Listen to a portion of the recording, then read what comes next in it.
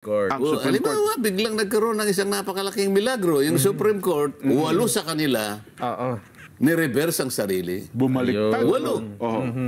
O, sinasabi niya kasi, 180 degrees. may pagkakataong kanya namang Opo. nag-reverse, unanimous. Naku, may nawaw mali dyan, Sen, ha? Meron pong nawaw mali. Hindi ako kumibo doon. Kasi, kumbaga sa... Alam mo yung Jen, tayo kasi magsasaka Jen. Opo, Ang magsasaka kuminsan nagiging ano rin mangingisda.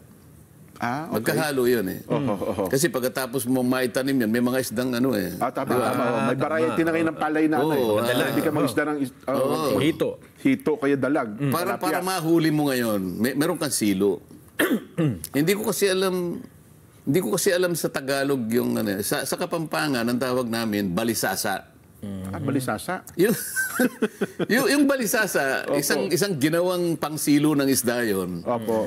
Iuumang mo sa tubig yan, lalo na yung medyo umaagos yan. Ngayon, yung isda, meron siyang option na pumasok. Matetempt siya na pumasok Kasi maglalagay ka ng ano doon. Yes po. Okay. Pero may option siya, ha? Papasok kaya o hindi? Ganun ko tinitingnan yung kahapon. Kahapon ba yun? Wednesday po, Wednesday. Isang araw. Isang araw. Sige, pumasok ka. Akala yung pumasok, yung balisasa dyan, pagpasok mo ron, madaling pagpasok hindi ka makalabas. Kaya lang nakaganon yun yung parang pagpasok mo, pag ano mo, nakaano na yun. Kahit anong gawin mo doon, hindi ka na pwedeng lumabas. One way. O tingnan mo nangyari ngayon. Ang Supreme Court na nagsabi. Mali naman yung mga pinagsasabi mo. Kasi nung sabihin niya yung League of Cities versus Comelec, napangiti na ako doon. Kasi kaya ako na inumag yun. Kasi alam nyo, natalakay natin. tatlong beses nagkabali-baligtad yun. At merong nag-dissent doon. Hindi unanimous yun. O, tingnan mo ngayon. At saka ngayon, pinipilit niyang magpaliwanag. Kumbaga sa isda, sabi ko nga sa inyo, nahuli ka na ng balisasa, kahit ano pang gawin mo magpaikot-ikot, wala ka nang lalabas. Nasa sayo. Hindi, ang katwiran ho niya ngayon, Sen, ay mabuti na rin niya yung umaamin na pagkakamali, at least na itatama. Hindi kasi... Anong naitama? Naitama yung kanyang pagkakamali. Na umamin sa pagkakamali. Pero nanatiling mali. Sa mga tweet, sa pag-amin mo ng tama ngayon. Nang mali. Pag-amin niya ng mali. Papayag ka ngayon doon sa sinabi ko na wala pang nangyari na ganon. Papayag ka. Dapat aminin mo na yung sinabi ko, wala pa akong nakita sa tagal ng pagiging abogado ko. Wala pa ako nakitang ganyan. Isip-isipin mo, nandun yung 3 karakter na talagang kinatatakutan ng isang abogado. Isip-isipin mo, sasabihin sa iyo ng korte, unconstitutional. Nako, yun lang pa.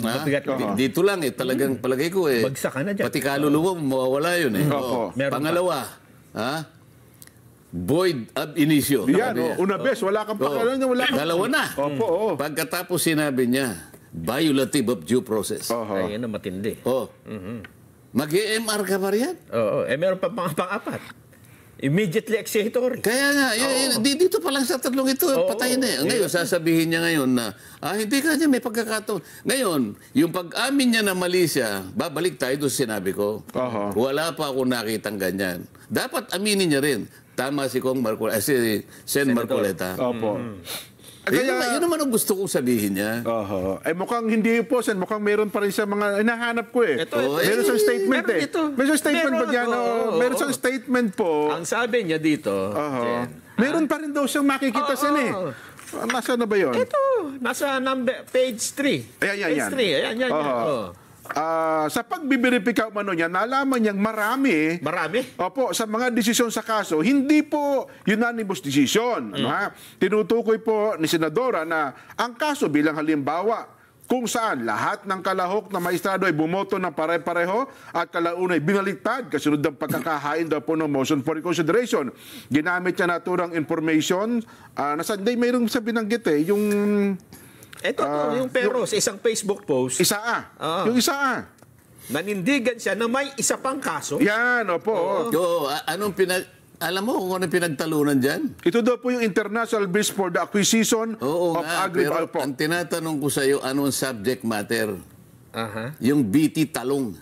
Oh, yung bio... Yung mga modified. Bioengineered. Kaya nga ang tanong ko, pinag-uusapan ba niyan kako? Nandoon yung 3 karakter na pinag-uusapan natin. Unconstitutional. Violative of due process. Wala naman due process. No. Void ab initio. O pinag-uusapan lang talong.